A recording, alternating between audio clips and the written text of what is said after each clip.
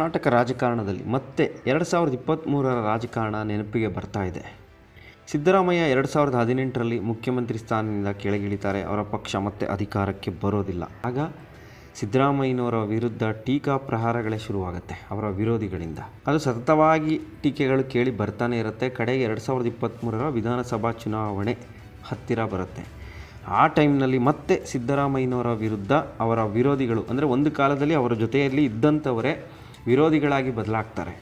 ಎಲ್ಲರೂ ಕೂಡ ಸಿದ್ದರಾಮಯ್ಯನವ್ರನ್ನ ಟೀಕೆ ಮಾಡೋದಕ್ಕೆ ಶುರು ಮಾಡ್ತಾರೆ. 2023ರಲ್ಲಿ ಸಿದ್ದರಾಮಯ್ಯ ನೇತೃತ್ವದಲ್ಲಿ ಕಾಂಗ್ರೆಸ್ ಅಧಿಕಾರಕ್ಕೆ ಬರುತ್ತೆ ಅನ್ನೋ ಮಾತನ್ನು ಹೇಳ್ತಿದ್ದಾಗೇ ಎಲ್ಲರೂ ಬಂದ್ಬಿಡುತ್ತೆ, 60 ಕ್ಷೇತ್ರ ಗೆಲ್ಲಿ ಕಾಂಗ್ರೆಸ್ ನೋಡೇ ಬಿಡೋಣ, ಸಿದ್ದರಾಮಯ್ಯನ ಕತೆ ಮುಗೀತು, ಇಷ್ಟು ದಿನ ಬ್ಲ್ಯಾಕ್ ಮೇಲ್ ಮಾಡ್ಕೊಂಡು ಎದುರಿಸ್ಕೊಂಡು ಬಂದುಬಿಟ್ರು, ಈಗ ಅವ್ರ ಮಾತನ್ನು ಯಾರೂ ನಂಬಲ್ಲ, ಜನ ಕೂಡ ದಡ್ರಲ್ಲ, ಸಿದ್ದರಾಮಯ್ಯ ನೇತೃತ್ವದಲ್ಲಿ ಏನಾದರೂ ಎಲೆಕ್ಷನ್ ಕೊಟ್ಟೋಗ್ಬಿಟ್ರೆ 50-60 ಬರಲ್ಲ ಕಾಂಗ್ರೆಸ್ ಪಕ್ಷ ಅಂತೆಲ್ಲ ಟೀಕೆ ಮಾಡ್ತಾರೆ. ಅದರಲ್ಲಿ ಪ್ರಮುಖವಾಗಿ ಸಿದ್ದು ವಿರುದ್ಧ ಆ ಟೈಮ್ನಲ್ಲಿ ಟೀಕೆ ಮಾಡಿದಂಥವರು ಅವರ ಪರಮಾಪ್ತ CM ಇಬ್ರಾಹಿಂ, ಮತ್ತೊಬ್ಬ ಪರಮಾಪ್ತ ಶ್ರೀನಿವಾಸ್ ಪ್ರಸಾದ್. ಇಬ್ಬರು ಪರಮಾಪ್ತರು, ಒಂದು H ವಿಶ್ವನಾಥ್, ಮತ್ತೊಂದು ವರ್ತೂರು ಪ್ರಕಾಶ್.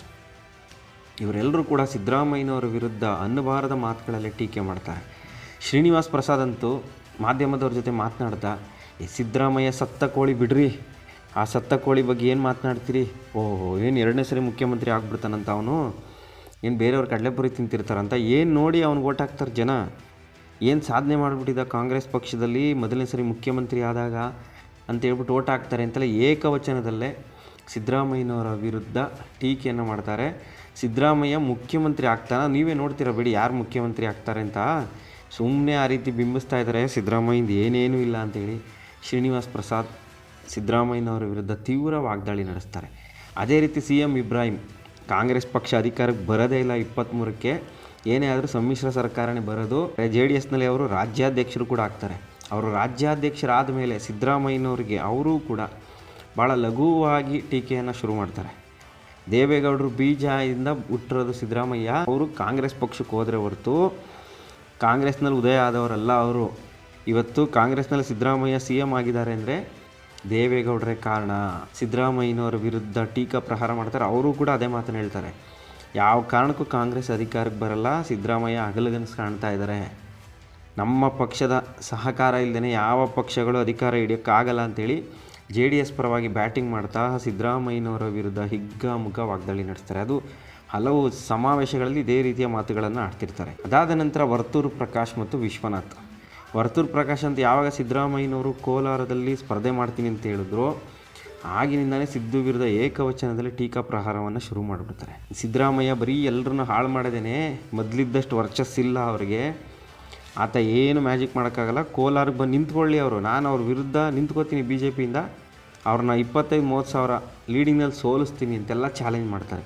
ಈ ರೀತಿಯಾಗ ಸಿದ್ದರಾಮಯ್ಯನವ್ರ ವಿರುದ್ಧ ಪ್ರತಿಯೊಬ್ಬರು ಅವರ ವಿರೋಧಿಗಳಂದರೆ ಅವ್ರ ಜೊತೆ ಚೆನ್ನಾಗಿದ್ದಂಥವರೇ ಟೀಕೆ ಮಾಡೋದಕ್ಕೆ ಶುರು ಮಾಡಿ, ಸಿದ್ದು ಯಾವ ಕಾರಣಕ್ಕೂ ಮುಖ್ಯಮಂತ್ರಿ ಆಗಲ್ಲ, ಕಾಂಗ್ರೆಸ್ ಅಧಿಕಾರಕ್ಕೆ ಬರೋದೇ ಇಲ್ಲ ಅಂತಲೇ ಹೇಳ್ತಿರ್ತಾರೆ. ಆದರೆ 2023ರಲ್ಲಿ ರಾಜ್ಯದ ಜನ ಸಿದ್ದರಾಮಯ್ಯನವರ ಮುಖ ನೋಡಿ ಕಾಂಗ್ರೆಸ್ ಪಕ್ಷಕ್ಕೆ ಓಟ್ ಕೊಡ್ತಾರೆ. ಅದು ಕೂಡ 30 ವರ್ಷಗಳ ನಂತರ ಭರ್ಜರಿ ಬಹುಮತವನ್ನು ಕೊಟ್ಬಿಡ್ತಾರೆ. ಆಗ ಸಿದ್ದು ವಿರುದ್ಧ ಯಾರ್ಯಾರು ಟೀಕೆ ಮಾಡಿದ್ರು ಅವರೆಲ್ಲರೂ ಕೂಡ ಕಪ್ ಚುಪ್ ಆಗೋಗ್ತಾರೆ. ಆನಂತರ ಅವರು ಸಿದ್ದರಾಮಯ್ಯನವರ ಸ್ನೇಹ ಬೆಳೆಸೋದಕ್ಕೆ ಶುರು ಮಾಡ್ತಾರೆ.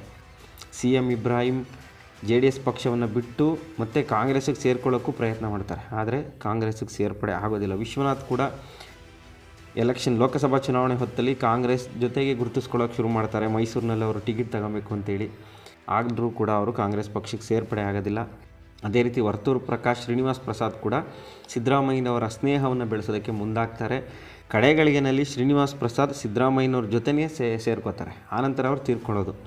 ಈ ರೀತಿ 2023ರಲ್ಲಿ ಸಿದ್ದರಾಮಯ್ಯನವರ ವಿರುದ್ಧ ಯಾರ್ಯಾರು ಟೀಕೆ ಮಾಡಿದ್ರು ಅವರೆಲ್ಲರೂ ಕೂಡ ಸಿದ್ದು 2ನೇ ಬಾರಿ ಮುಖ್ಯಮಂತ್ರಿ ಆದಮೇಲೆ ಶಾಕ್ ಒಳಗಾಗ್ತಾರೆ. ನಾವು ಅವ್ರ ವಿರುದ್ಧ ಟೀಕೆ ಮಾಡಿದ್ದು ತಪ್ಪಾಯ್ತೇನೋ, ಅವ್ರ ವಿರುದ್ಧ ಟೀಕೆ ಮಾಡಿನೇ ನಾವೆಲ್ಲ ಎಲೆಕ್ಷನಲ್ಲಿ ಸೋತ್ಬಿಟ್ವೇನೋ ಅಂತಲೇ ಅನ್ಕೋತಾರೆ. ಈಗ ಅಂತಹದ್ದೇ ಪರಿಸ್ಥಿತಿ ಬಂದಿದೆ.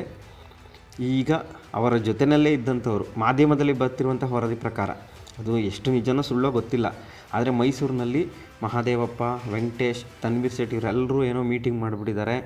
ಸಿದ್ದರಾಮಯ್ಯನವ್ರನ್ನ ಬಿಟ್ಟು ಅಹಿಂದ ಸಂಘಟನೆಗಳನ್ನು ಮಾಡ್ತಾರೆ, ಸಿದ್ದರಾಮಯ್ಯಗೆ ಮೂಲೆ ಗುಂಪು ಮಾಡ್ತಾರೆ, ಸಿದ್ದರಾಮಯ್ಯಿಂದ ಏನು ಕಿಮ್ಮತ್ತೇ ಇಲ್ಲ ಅನ್ನೋ ರೀತಿಯಲ್ಲೇ ಮಾಧ್ಯಮಗಳಲ್ಲಿ ಸುದ್ದಿ ಆಗ್ತಾಯಿದೆ. ಅಮೀರ್ ಅಹಮದ್, ಸತೀಶ್ ಜಾರಕಿಹೊಳಿ, ಮಹಾದೇವಪ್ಪ, ವೆಂಕಟೇಶ್ ತನ್ವೀರ್ ಸೇಠ್ ಇವರೆಲ್ಲರೂ ಸೇರಿಕೊಂಡು ಅಹಿಂದ ಸಂಘಟನೆಯನ್ನು ಮಾಡ್ತಾರೆ. ಸಿದ್ದರಾಮಯ್ಯನವ್ರನ್ನ ಬಿಟ್ಟು ಅಹಿಂದ ಸಂಘಟನೆ ಮಾಡೋದಕ್ಕೆ ಮುಂದಾಗ್ತಾ ಇದ್ದಾರೆ. ಸಿದ್ದರಾಮಯ್ಯನವ್ರನ್ನ ಬದಿಗೆ ಸರಿಸ್ಬಿಡ್ತಾರೆ ಅಂತೆಲ್ಲ ಸುದ್ದಿ ಆಗ್ತಾಯಿದೆ. ಮತ್ತು ಇವರೆಲ್ಲರೂ ಕೂಡ ಬಲಿಷ್ಠ ನಾಯಕರು ಅನ್ನೋ ರೀತಿಯಲ್ಲಿ ಮಾಧ್ಯಮಗಳಲ್ಲಿ ಸುದ್ದಿ ಬಿತ್ತರವಾಗ್ತಾ ಇದೆ. ಆದರೆ ನಿಜಕ್ಕೂ ಸಿದ್ದರಾಮಯ್ಯ ಇಲ್ಲದೆ ಅಹಿಂದ ಸಂಘಟನೆ ಸಾಧ್ಯವಾಗುತ್ತಾ? ಸಿದ್ದರಾಮಯ್ಯ ಇಲ್ಲದೇ ಅಹಿಂದ ಸಮುದಾಯ ಇವರೆಲ್ಲ ಸಮಾವೇಶ ಮಾಡಿದ್ರೆ ಆ ಸಮಾವೇಶಕ್ಕೆ ಹೋಗ್ತಾರಾ? ಸ್ವಂತ ಖರ್ಚಿನಲ್ಲೇ ಸಮಾವೇಶಗಳಲ್ಲಿ ಜನ ಭಾಗಿಯಾಗ್ತಾರಾ? ಎಲ್ಲ ಪ್ರಶ್ನೆಗಳು ಕೂಡ ಉದ್ಭವ ಆಗುತ್ತೆ. ಯಾಕಂದರೆ ಅಹಿಂದ ಅಂದರೆ ಕರ್ನಾಟಕದಲ್ಲಿ ಫಸ್ಟ್ ಕೇಳಿ ಬರೋ ಹೆಸರೇ ಸಿದ್ದರಾಮಯ್ಯ ಇದ್ರೇ ಅಹಿಂದ ಸಮುದಾಯ ಅನ್ನೋಷ್ಟರ ಮಟ್ಟಿಗೆ ಅವರು ಮನಸ್ಸನ್ನು ಗೆದ್ದುಬಿಟ್ಟಿದ್ದಾರೆ. ಹೀಗಾಗಿ ಸಿದ್ದರಾಮಯ್ಯ ಇಲ್ಲದೇ ಅಹಿಂದ ಸಂಘಟನೆ ಸಾಧ್ಯನಾ? ಮತ್ತು ಸಿದ್ದರಾಮಯ್ಯನವರ ಪರಮಾಪ್ತರಾಗಿದ್ದವರು ಈಗ ಅವರ ವಿರುದ್ಧನೇ ಸಮಾವೇಶ ಮಾಡಿದ್ರೆ ನಿಜಕ್ಕೂ ಸಿದ್ದುಗೆ ಸೆಡ್ ಹೊಡೆದು ಅವರು ಗೆಲ್ತಾರಾ? ಎಲ್ಲ ಪ್ರಶ್ನೆಗಳು ಉದ್ಭವ ಆಗ್ತಾ ಇದೆ. ಆದರೆ ರಾಜಕೀಯ ಪ್ರಜ್ಞೆ ಇರುವಂತಹ ಸಾಮಾನ್ಯ ಜನಕ್ಕೆ ಈ ವಿಚಾರವನ್ನು ಕೇಳಿದ್ರೆ, ಹೋಗ್ರಿ ಸಿದ್ದರಾಮಯ್ಯ ಇಲ್ಲದೇ ಅಹಿಂದ ಸಂಘಟನೆ ಸಾಧ್ಯನಾ? ಬೇರೆ ನಾಯಕರು ಅಹಿಂದ ನಾಯಕತ್ವ ವಹಿಸ್ಕೊಂಡ್ರೆ ಜನ ಅವರಿಗೆ ಸಪೋರ್ಟ್ ಕೊಡೋಕ್ಕಾಗತ್ತಾ ಅಂತ ಮರು ಪ್ರಶ್ನೆ ಆಗ್ತಾ ಇದ್ದಾರೆ. ಹೀಗಾಗಿ ಮುಂದಿನ ದಿನಗಳಲ್ಲಿ ಸಿದ್ದು ವಿರುದ್ಧ ಏನಾದರೂ ಕೆಲಸ ಮಾಡಿದ್ರೆ ಅದು ನಿಜಕ್ಕೂ ಸಕ್ಸಸ್ ಆಗುತ್ತಾ? ನಿಜಕ್ಕೂ ಸಿದ್ದರಾಮಯ್ಯ ಇಲ್ಲದ ಅಹಿಂದ ಸಮಾವೇಶ ಸಕ್ಸಸ್ ಆಗುತ್ತಾ ಅನ್ನೋ ಪ್ರಶ್ನೆ ಬಂದಾಗ ನಮಗೆ 2023ರ ರಾಜಕೀಯ ಪರಿಸ್ಥಿತಿ ನೆನಪಾಗುತ್ತೆ. ಆಗ ಸಿದ್ದರಾಮಯ್ಯನವರ ವಿರುದ್ಧ ಅನ್ನಬಾರದ ಮಾತುಗಳನ್ನು ಯಾರ್ಯಾರು ಆಡಿದ್ರು ಅವರೆಲ್ಲರಿಗೂ ಸಿದ್ದರಾಮಯ್ಯ ಮತ್ತೊಮ್ಮೆ CM ಆಗೋ ಮೂಲಕ ಉತ್ತರವನ್ನು ಕೊಟ್ಟಿದ್ದರು. ಈಗ ಅಂತಹದ್ದೇ ಪರಿಸ್ಥಿತಿ 2028ಕ್ಕೂ ಉದ್ಭವ ಆಗುತ್ತಾ ಅನ್ನೋದೇ ಈಗಿರುವಂತಹ ಕುತೂಹಲ.